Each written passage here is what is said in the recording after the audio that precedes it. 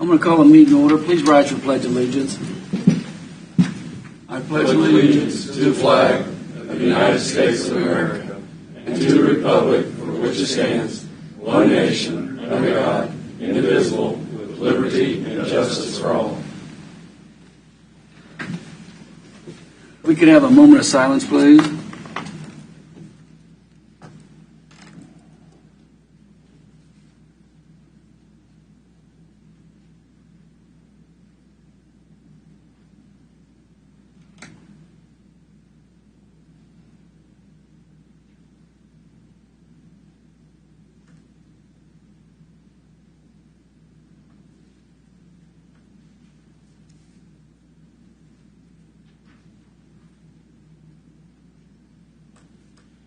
Okay, well, thank you all for being here, and for folks that will be watching and are watching.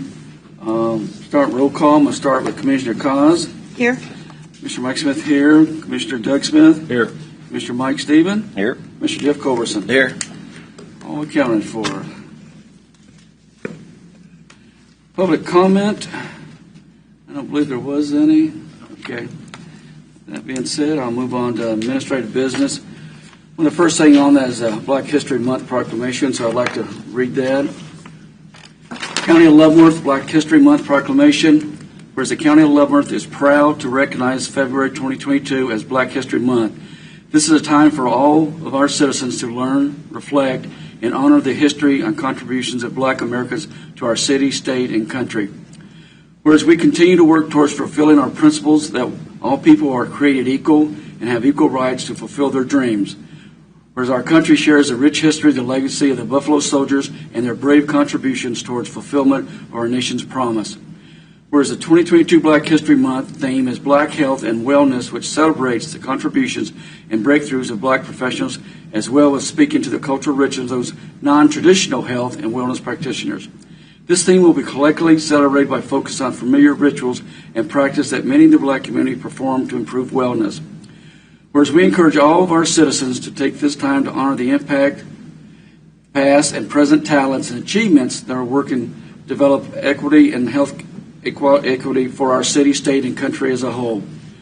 Whereas Black History Month is a time to engage in deep learning that creates greater understanding of the importance of diversity and unity. Therefore, I, Mike Smith, Chairman of the Leavenworth County Commission, call upon all citizens to develop programs and activities to deepen our understanding of Black history as an equal part of our U.S. history. In witness whereof I am set in my hand calls the seal of Leavenworth County, Kansas, to be affixed this 9th day, February 2022. Mike Smith, Chairman. Very good. I love it. This is great. Thank you, Mike. This is great, Vicky. Bring it up. Thank you. Okay.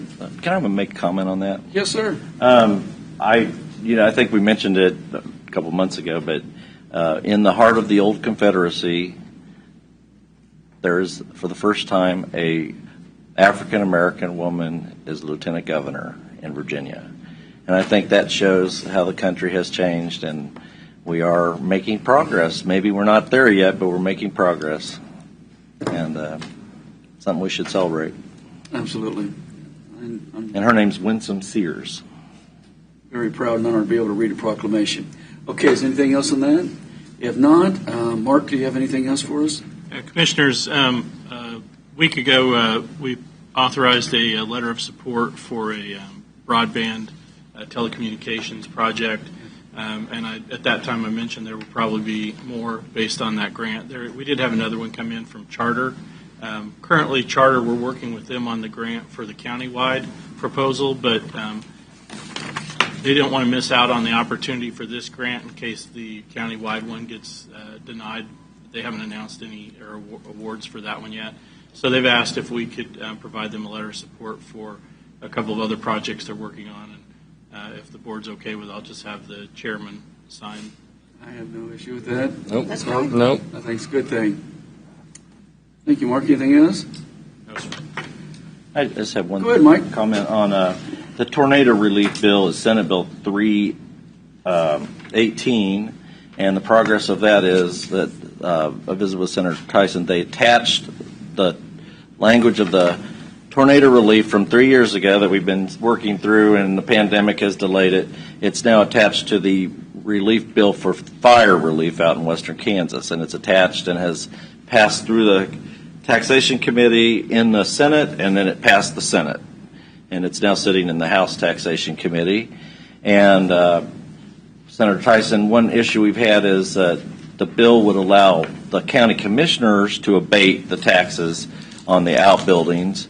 But last Tuesday, our Kansas Association of Counties lobbyist testified basically in opposition to he testified neutral, but he was suggesting that they change the bill to allow townships and other entities to be able to do the abatement instead of the county commissioners.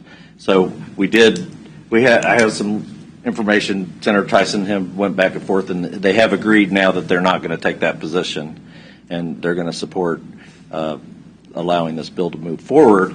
But it's been a real struggle to get this through, and it's something that's supported by both sides, and it's just interesting how it has been, over 2 years at least that we've been talking about this. But over 2 years. You know what's interesting though, Mike, to even go back for that, things are happening in Topeka. We've just got to keep our finger on. We got to know, because things like this will come and go, and then all of a sudden we're sitting here and we try our best with all the bills and everything that's going through. So whenever the commissioner or Mark or Dave or whoever sees something that needs our attention, I know they send us out a thing, but with all the bills sometimes they get missed. So this was good that we were able to suggest to them that maybe that's not the language we needed. And I will give a lot of credit to Senator Tyson. She's really carrying a lot of water for Douglas and Leavenworth counties. She's really been helpful. Been helpful if it had been attached to the incentive package for this business they're trying to lure.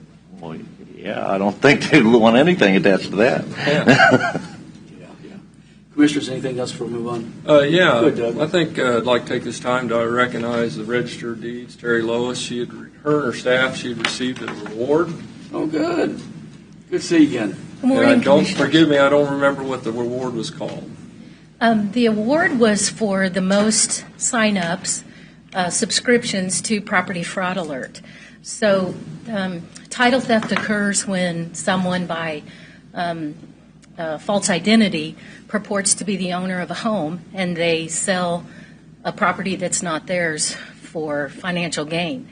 And Property Fraud Alert is important because it allows the owner to know immediately that something has been filed in our office, and that gives them the time to contact their mortgage lender, their attorney, the sheriff's office, and try to stop any more action by the fraudster. So this is an award for the most PFA's, Property Fraud Alert subscriptions in the state of Kansas for 2021, and we didn't even know that there was a contest. My staff is awesome. This would not have happened without my wonderful staff, so just wanted to share that with you. Congratulations, and thank you for all you do. Yeah. Thank you. Appreciate that. Any other? No, sir. Okay. Well, and Mark, you said you had nothing, didn't you? Okay. I'll go on the consent agenda. Anything need to be pulled off it before we go with the motion? If not, I'll entertain a motion. Mr. Chairman, I move that we accept the consent agenda as presented. Second. Motion and second. Any discussion on it? I'll start the roll call. Commissioner KAAZ? Aye. Aye. Mr. Doug Smith? Mr. Stephen? Aye. Mr. Culbertson? Aye. All right. Formal board action. Consider a motion to appoint a member to the Kansas Judicial Nominating Committee. Mark, you have anything on this? Or Commissioners, this is, I brought this up a few weeks ago on that this position was coming up and that we had a deadline, and asked the board how we wanted to solicit any interest in it. We did put it in the newspaper, posted on the website, and received one application before we sent the packet out, and then you received another one earlier this week. So there were two applicants, Mr. Gregory Beck and Mr. Mark Preisinger, for your consideration. Okay. So everything met the deadline? The application from Mr. Preisinger did not come in before the deadline for the packets, but obviously the decision is being made today, so it's up to the board.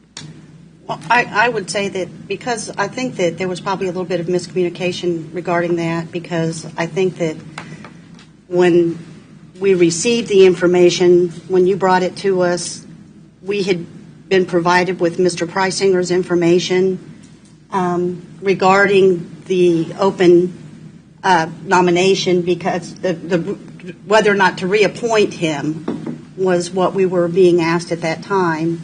And then we had the discussion whether or not there would be anybody else that would be interested, because I think that they had said traditionally that if the individual was interested in reappointment, that there wasn't the need to find another applicant. That was my understanding. So I think that Mr.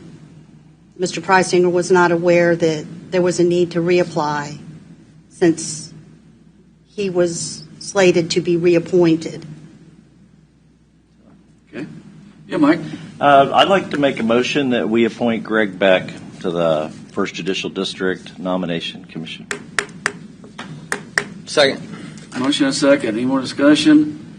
The discussion I'd like to say is this is one of the areas that the county commission touches on political issues, because appointment of judges is so critical to our state, and certainly getting people on the nominating commission that share conservative values is very important, so that they can help to shape getting conservative judges appointed.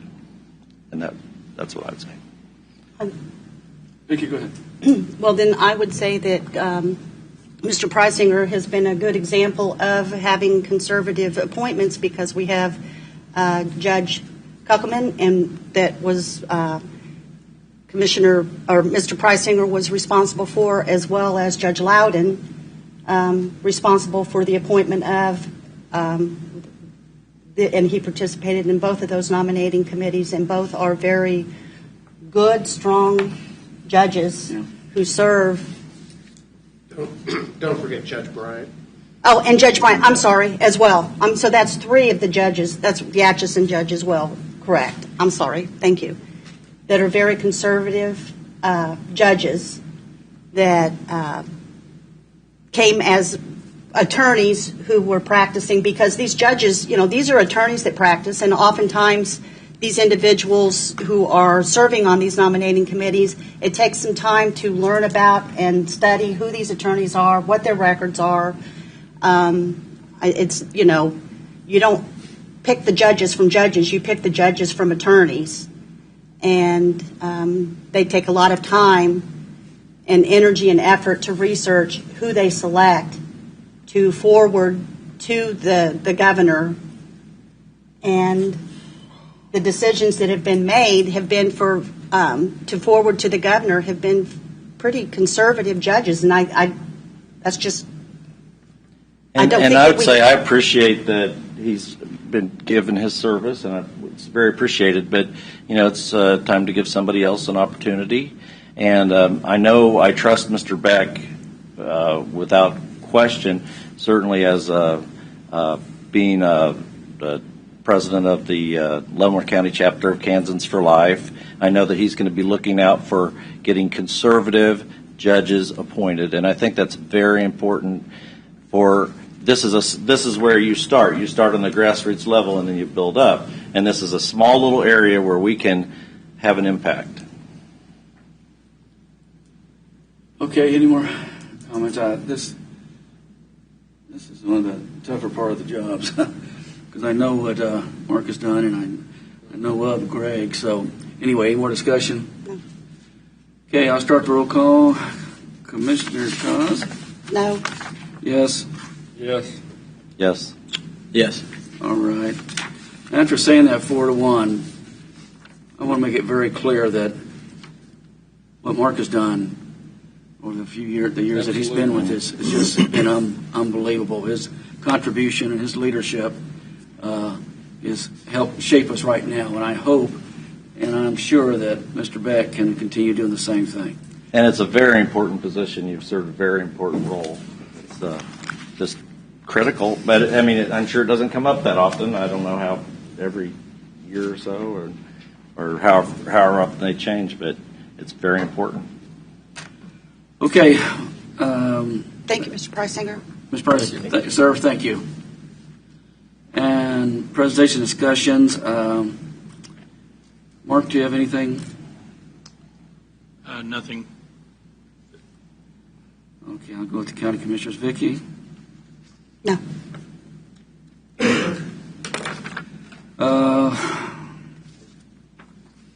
Yeah, I got nothing. Go ahead, Well, we Doug. attended the breakfast. They're going to have. Oh, yeah, I'm sorry, one thing. I think we attended a breakfast. Yesterday And I morning. became a Lansing commissioner again. So We attended the breakfast I yesterday. didn't recognize Vicki. So anyway, it was nice to see some of the folks there and had the presentation of the general. So thanks for reminding me, Vicki. I Yep. forgot about that. It was the Association of the United States States Army, Yeah. yep, fundraising breakfast. Yeah. the breakfast. They're going to have a ribbon cutting at Harbor soon. They're supposed to be setting that up. It's supposed to be set up for the end of January. It didn't come through. I'm hoping. I'll do some Okay. checking. All right. I've asked them to put us on the list when it Right. does happen. I don't Okay. know if they're waiting for the chamber or not. I'm not sure, but I can check that. Okay. And then just got Bayshore City Council tonight. Mike? I don't have anything. Jeff? I had Easton City Council meeting Monday night. We were working on their water issues, getting those straightened out. They're kind of in a deficit in their water budget, so we're working on a plan to fix that for them. Also had the Leavenworth City Council meeting last night. They mentioned a couple things. Senator Pittman was there talking about one of the main things he was talking about was the state's in good shape budget-wise this year. So I think this will be a good time to push for our demand transfers, LAVTR. So I've been working with county councilor and 7 other counties about launching a promotional program. Didn't we have a for that. representative or somebody that was going to take that forward for us? Yes, sir. Okay. Is there a piece of legislation that's been drafted on that already? Not that I know of. That's the We'll LAVTR. return to Man, Yeah. touches that stuff. Well, it has been on the table through that committee but it never moves out of committee. Yeah. So there To be is a bill, restored. but it just hasn't moved. Right, it doesn't go out of committee. Okay. Commissioners, actually, there wouldn't be a bill to restore the LAVTR because they've never changed the statute that creates the LAVTR. What has been done is That's either true. every year or every other year, they amend the LAVTR statute to provide that no payments be made to the county. Yeah, that's right. So they'd have to. LAVTR is still on the books, has been for the last 20 years. It's just either every year or every other year, as they deem fit, they amend the bill to provide for the LAVTR, but no transfer of payments. So basically, it's a standing order. They just pass a law every other year that they don't have to follow the law. And then they don't fund it. And then they don't fund it. Or attach it to some other bill nobody sees. So the other thing is they announced the Dollar Tree store coming to Leavenworth on Eisenhower Road. Yeah. Next to Casey's. Yeah, between Casey's and the Car car wash. wash. They have the $1 reading glasses there. Oh, is that right? Yes, they do. And- No, I think that they've raised the price, though. They're not just $1 anymore. I think the price is up a little bit above $1. Oh, is it The Dollar Tree. $1.25 or something? I think the Dollar Tree is above $1 now, so When- just so you know. Once that's Just up so and you going, know. as soon as that cash register starts flowing, we get sales tax. That's right.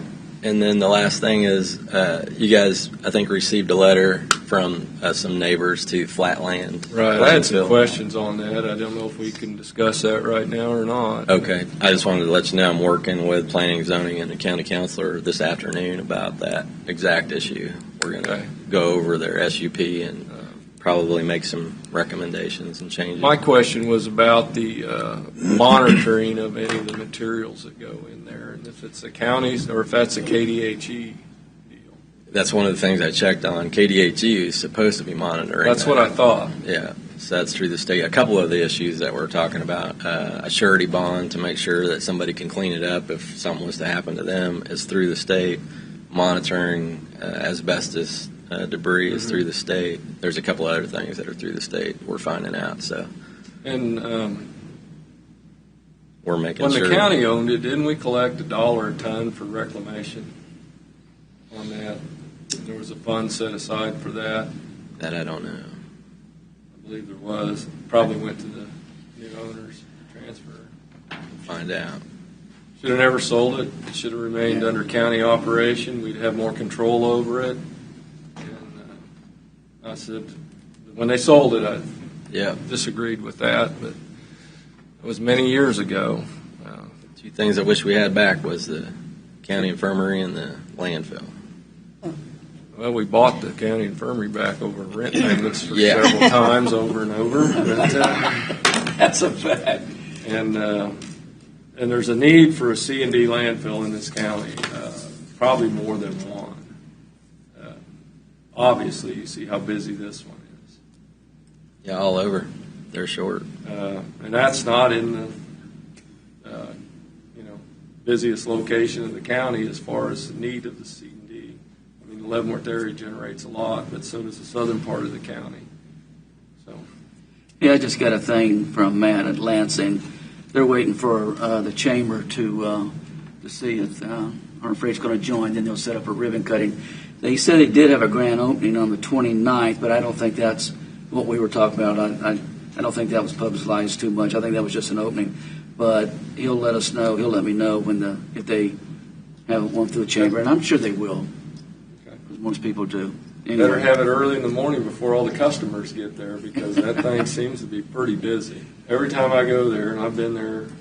Yeah, it is. You're right. The morning is the best time. I'm really impressed that it's that busy. Good for the county, good for the city of Lansing, Like I good for all. Just said, can't turn left out of there. Starts running, Just got to turn we can right sit and then. I know that was such an issue we had to deal with, and you can't do cuts on KDOT anymore. So it is what it is. Anyway, Jeff, do you have anything else? Nope. Okay, Vicky, if somebody want to give me a motion to adjourn? Motion to adjourn? You have something else? Yeah, I just have one more question. What are we looking at on the C&D as far as the time frame of resolving any of this?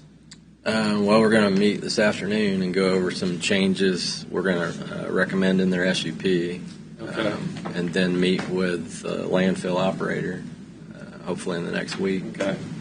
Now, will that have to come back to us, or will it just be resolved at the staff level?